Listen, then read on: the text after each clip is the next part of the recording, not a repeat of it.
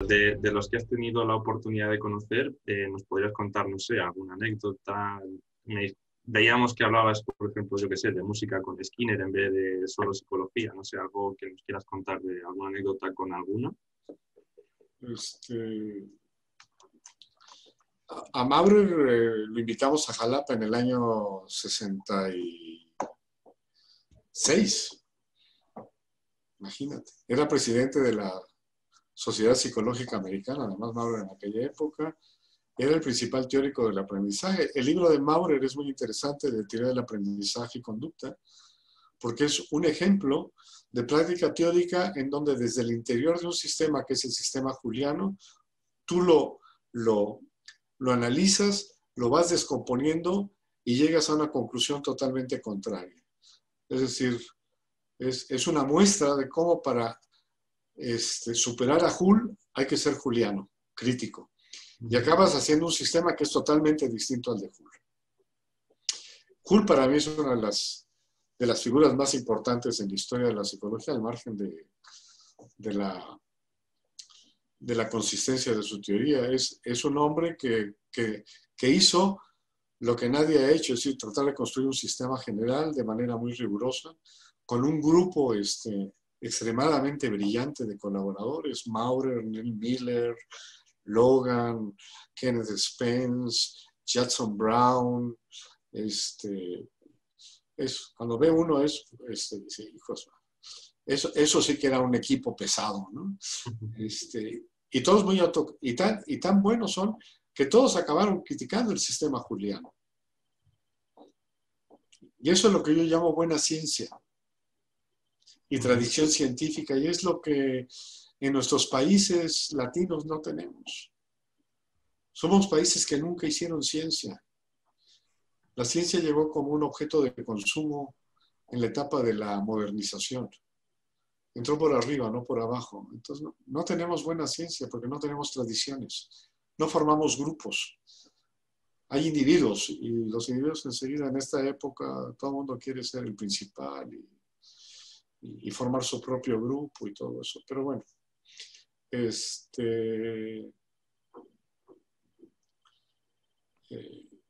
Maurer llegó aquí, no sabía quiénes éramos. Jalapa era en esa época una población de 60,000 habitantes, muy pequeñita, una pequeña población universitaria. El lugar es muy hermoso, estamos en el pleno subtrópico, en las faldas de la Sierra Madre Oriental. Tenemos a 100 kilómetros el pico de Orizaba, que tiene 6,100 metros sobre el nivel del mar. Entonces tenemos nieve en el trópico. Está rodeada de plantaciones de café, de azúcar, de naranjos, de papayas, de frutas. En fin, es verde por todas partes. Es decir, no puedes ver un pedazo que no haya verde. Ustedes que están en la meseta se volverían locos al llegar aquí y ver el verde. Y además, en un lapso de 30 minutos, bajas de 3,000 metros de un valle semiárido que parece lunar, obviamente, y que tiene una serie de lagunas volcánicas todavía. A Jalapa, que son 1,500 metros de diferencia, y pasas por 7 microclimas diferentes. Desde bosque de pinos y todo eso hasta el trópico. Y si te vas un poquito más abajo, llegas en media hora al Golfo de México, al puerto de Veracruz. Entonces pasas al tropical semiárido, que llaman, que no es árido, pero que sí que no hay. Entonces tienes papayas, mangos, una serie de cosas, bueno, todos. Entonces, cuando llegó Maurer estaba muy impresionado, primero por el lugar, pero después se impresionó a muchos porque todos éramos unos babies. Yo tenía 22 años. Y el más viejo de nosotros tenía 25. Y empezó a hablar con nosotros.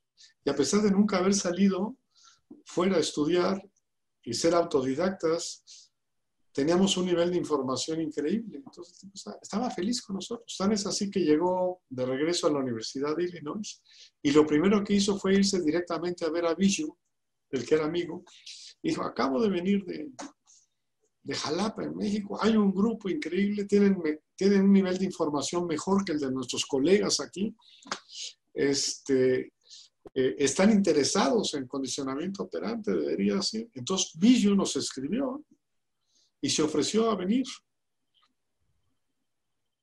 Quería irse de vacaciones a Veracruz y que si lo podíamos recoger en México y se quedaba en Jalapa unos días. Y así fue como conocimos a Billu, por ejemplo.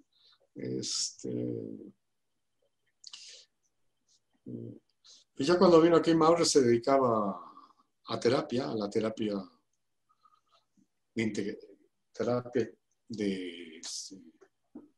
integridad, que le llamaba él. Y de él fue de donde me surgió el problema de la moralidad, del problema del criterio moral como criterio fundamental. Él hacía una crítica a Wolpe, a Joseph Wolpe, que era el terapeuta de modo, la inhibición recíproca y todo eso. Y empezaban a salir las terapias de flooding y de implosión y todo eso. Ya saben que ahora ya les llaman de tercera generación a las tercera generación. Debe ser porque hay 3 generaciones que han pasado, porque no creo que haya cambiado gran cosa. O sea,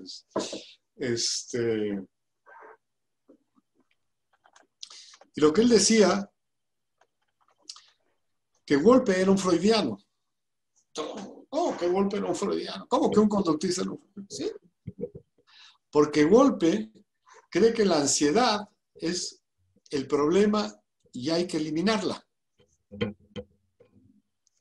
Y dice, no, la ansiedad es la consecuencia, no hay que eliminarla. Hay que eliminar el comportamiento que produce la ansiedad, no a la ansiedad. La gente se siente mal porque hace cosas que no debiera hacer de acuerdo con sus criterios. Si no las hiciera, no tendría por qué sentirse mal.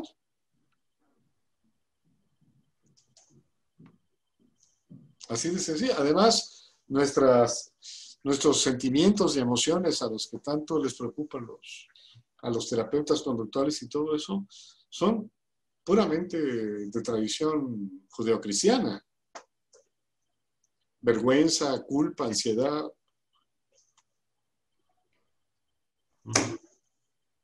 La ansiedad como anticipación del castigo, básicamente. Así es. De algún tipo de castigo. La culpa porque hice algo mal y la vergüenza también porque hice algo que no debiera hacer o no he hecho lo que debiera hacer. En fin. Puro Viejo Testamento, ¿no?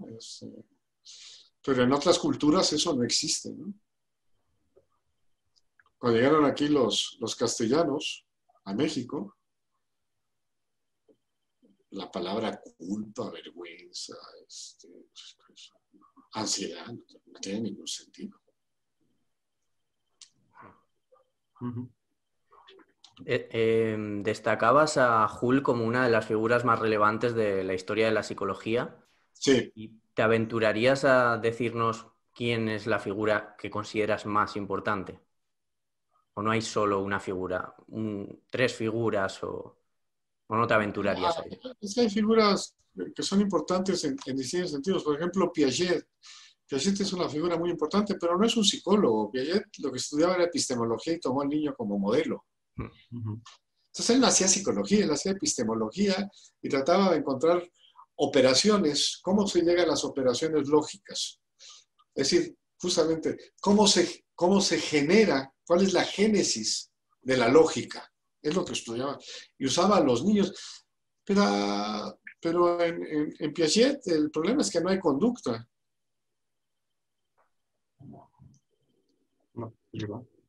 Lo que hay es una interpretación lógica de lo que el niño hace y de los problemas. Pero si tú eres inteligente, encuentras en Piaget situaciones que pueden ser heurísticamente muy, muy interesantes para hacer investigación. Eso es otra cosa. Otra cosa, ¿no? Skinner es una gran figura. Skinner es una gran figura por un motivo fundamental. No por la técnica del condicionamiento operante y el shaping y todo ese tipo de cosas, porque eso lo han hecho los psiqueros toda la vida y no hay ningún problema, ¿no? Como muchos aspectos de la química ya lo hacían los alquimistas, ¿no? Y Y de la óptica la hacían los magos, ¿no? Eso no hay ningún problema. La gran importancia de Skinner es su énfasis en el estudio del comportamiento del individuo por sí mismo en tiempo real y en forma continua. Que lamentablemente los skinnerianos ya no lo siguen.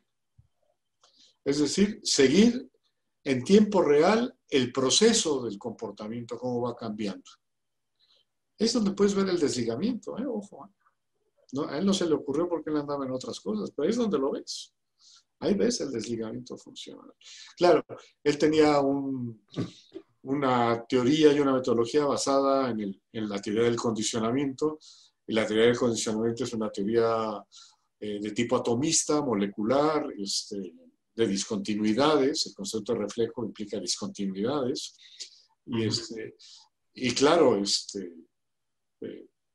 él hablaba de respuesta y no respuesta y todo, que es parte del paradigma del reflejo. Pero el seguir la no respuesta, también puedes ver dónde ocurre la no respuesta, eso es lo que es interesante. Y entonces puedes empezar a plantearte qué es lo que pasa cuando hay no respuesta, que es el que está haciendo otra cosa, vamos a estudiar qué está haciendo y todo eso. Y obviamente es una crítica a toda la lógica del diseño estadístico, del diseño de grupos y todo, que eso es otro de los fantasmas de la psicología, ¿no? Lo heredamos de los agrónomos y de los estudios de Fisher sobre Mendel para ver sobre la genética de poblaciones, pero eso no tiene nada que ver con la psicología. Si la psicología estudia el individuo, ¿cómo carajos vas a usar grupos?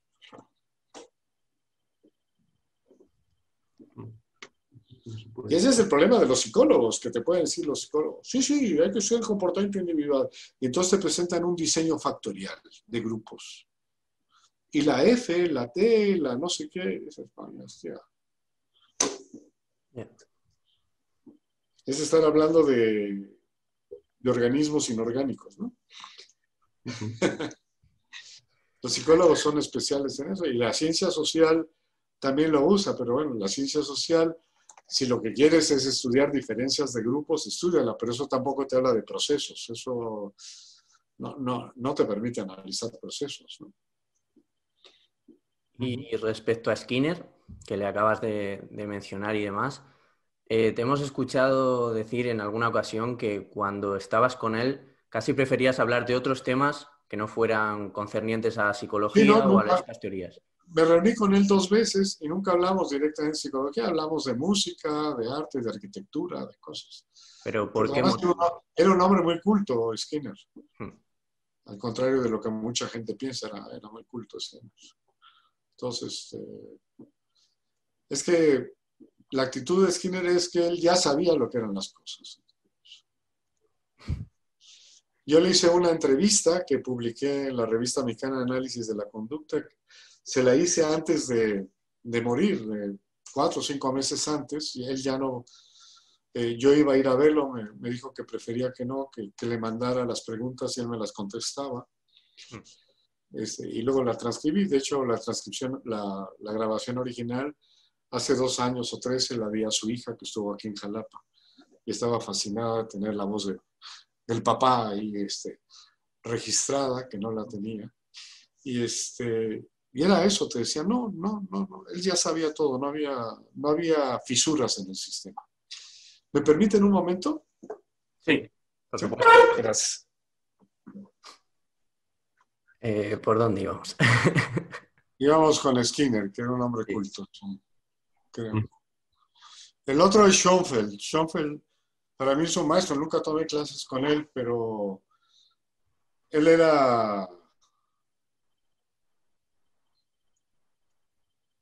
siempre estaba pensaba en voz alta. Me recuerda mucho a Wittgenstein. Wittgenstein, es decir, cuando tú lees a Wittgenstein, lo que lees es cómo se está hablando él mismo acerca de los problemas. Es decir, los soliloquios en el buen sentido de la palabra. o coloquios en donde tú eres las dos partes, ¿no?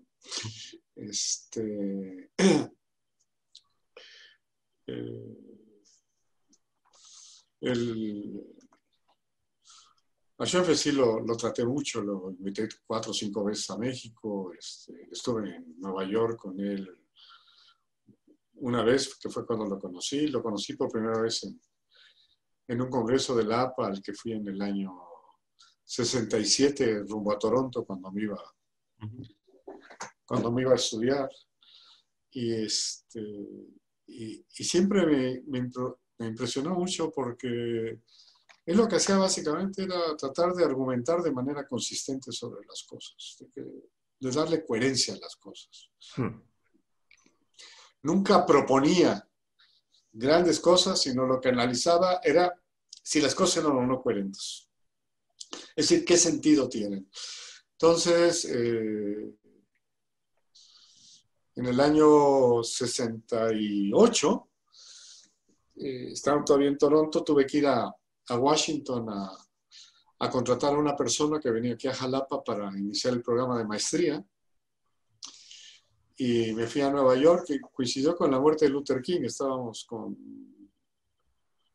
toque de queda en Nueva York, en Washington también. Me tocó ver tanques en las calles de Washington. Ahora no sacaron tanques, ahora dejaron que amablemente entraran al Capitolio la gente, curiosamente. Pero bueno.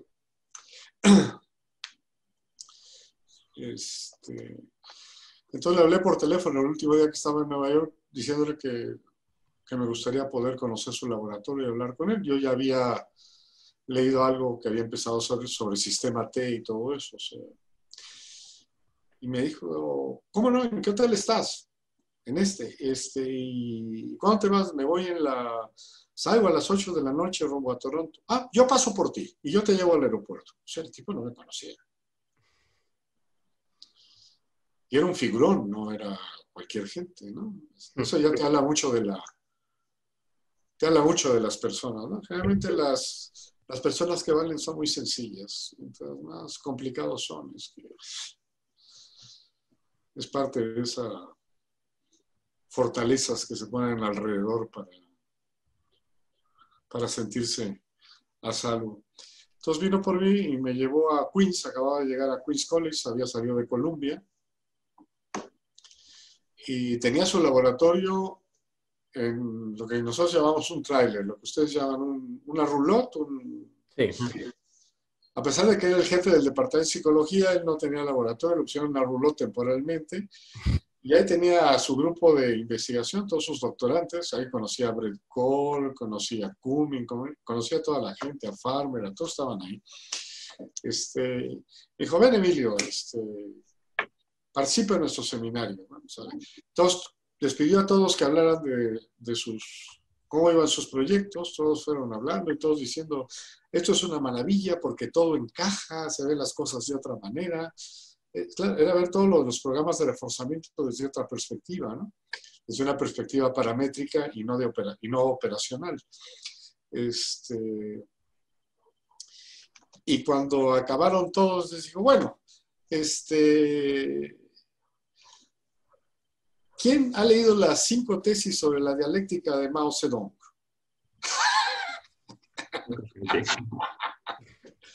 La cara de todos, mirando. Imagínate, estudiantes norteamericanos leyendo a Mao Zedong las tesis sobre la dialéctica. ¿Quién ha leído El Capital de Marx? Entonces empezó a hablar sobre Marx y Mao Zedong. Bueno, así era Schoenfeld, era un hombre también muy culto, hablaba de todo, sabía y... Claro, él era judío, los judíos son en general son gente muy lista todos. Creo que no he conocido un judío tonto, yo no sé si hay... No creo que sea un problema de cerebro, sino de que es una comunidad que los prepara desde muy niños para enfrentarse a muchas cosas, ¿no? Otro psicólogo muy importante es Gold Diamond, Israel Gold Diamond, en el campo de la aplicación y que no conoce nadie. Pero Gold Diamond es un hombre muy, muy importante, murió también ya, judío también, excomunista, fue de los que fue a apoyar a los trabajadores que recogían la uva en California, las uvas de la ira de John Steinbeck, que estaba ahí asesorando a los trabajadores. Gente muy interesante. La gente habla siempre de los conductistas como gente reaccionaria y la mayor parte de la gente que conozco son gente muy progresista, más que los cognitivistas y los psicoanalistas y toda esa rufla de gentes, pero bueno. Entonces, Schoenfeld, después de eso lo invité a venir a México en el 73 a darnos un seminario en el programa de doctorado de análisis experimental de la conducta a los profesores. Y era un grupo muy bueno. Teníamos ahí la crema innata de todos los recién llegados de los doctorados, de Harvard, de todos lados ahí. Entonces llegó Schoenfeld y lo primero que dijo es, "What do we mean by a response?" ¿Qué queremos decir por respuesta? Y le preguntas a un grupo distinguido de condicionadores operantes, todos nos quedamos mirando así como diciendo, a lo mejor no está enterado de lo que hacemos. What do we mean by a stimulus? What do we mean by a reinforcer? Y entonces empezó él solito. ¿Qué hubiera pasado si Pavlov, en vez de medir la cantidad de gotas de saliva que segregaba el perro y juntarlas y poner tantos mililitros, las hubiera puesto de manera acumulada? Dice, hubiéramos encontrado el programa de intervalo fijo antes que Skinner. Una cosa tan sencilla como esta, Pero él ya lo pensaba, ¿qué pasa? Esto sería diferente totalmente. Y así se la pasó durante 9 horas. Yo ahí descubrí cómo pensar. Descubrí cómo pensar. Porque Verlaine, mi maestro en la maestría, era un hombre cultísimo también. Hablaba 6 idiomas, leía en alemán, en ruso, en portugués, español, inglés y francés. O sea, leía los originales. Muy culto también, pero conceptualmente confuso. No era muy ordenado. Y experimentalmente tampoco era muy ordenado. Cuando hice la tesis con él, le dije, esto no va a salir. No, sí. Después de la tesis dije, es que no sale porque ya cuando tienes una situación de elección, tienes que presentar las dos opciones concurrentemente, las debes dejar permanentemente para que el sujeto pase de un lado a otro. No puedes poner una u otra, pero bueno. Y la reacción de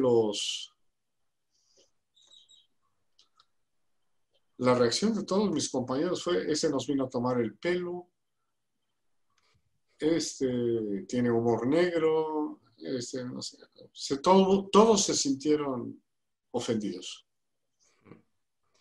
El único que no fui yo. Después de una de las veces que vino fue la penúltima, algo así, en el año 83 en Iztacala se creó una cátedra especial y él fue el que la inauguró. En esa cátedra habló sobre la teoría del condicionamiento. Él hablaba siempre de teoría de la conducta y teoría del condicionamiento.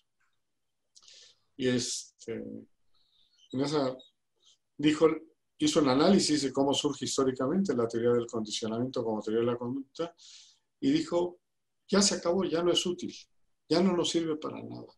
En el año 83. Nadie le ha hecho caso, obviamente. Ya no sirve para nada y hay que guardarla. Prestó sus servicios. Dijo, el único al que hay que comenzar a explorar para ver qué nos da es Cantor. Porque Cantor tiene otro origen, dice Aristóteles. Es línea directa con Aristóteles.